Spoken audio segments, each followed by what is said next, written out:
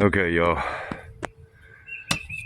Grinding disc, sanding belt, but sanding disc. There we go. Sanding disc did this side. The whole thing was done by the wire wheel, and you can see the difference. Now, I'm gonna show you something else. I'm gonna pause this. I'll be right back. On this this is the opposite side. Little to no work. I did do a little bit here with the wire brush, a little bit there. You can see where I did it, but you can absolutely see the areas where there's no wire brush, nothing. Again, what was I going with? Yeah, the other side. Pause and I'll be right back again.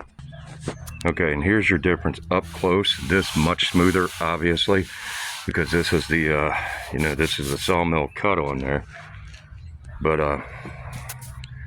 and so far, I think she's coming out pretty nice. This piece of black walnut. Let me, hold on.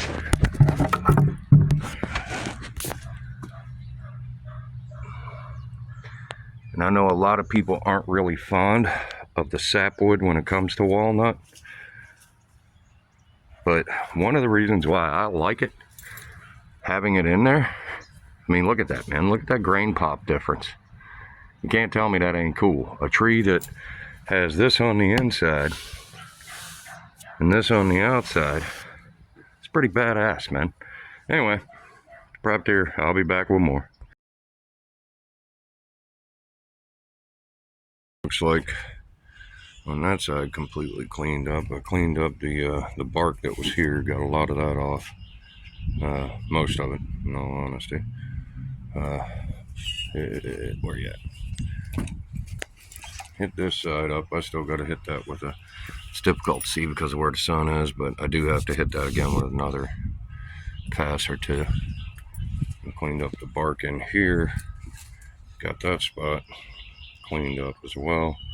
This, I'm thinking I might just leave that like that, and because that's literally right down to, that was, at the time, it was very, very dry, and when I peeled that off, that whole entire thing, the cambium layer, everything came off in one shot, and I like that natural, 100% untouched nature look right there, and I think that piece will be left as is. I won't really touch that with anything, maybe like one of them scrubby pad type of sander discs or whatever, y'all know what I mean, and if you don't, look it up.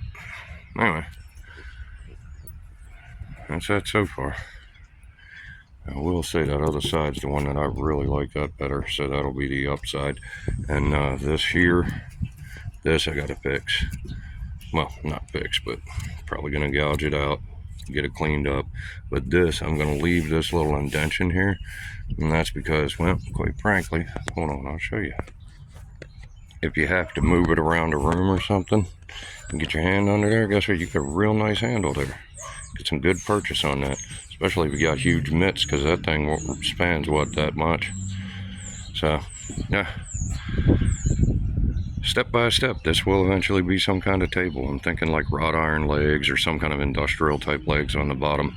Anyway, it's Privateer. Y'all have a blessed day. Now, real quick, y'all, you see the difference? All I did was hit a spray bottle of water on there, but look at that difference. I mean, you can definitely see it over here even more so. You can see it all over it.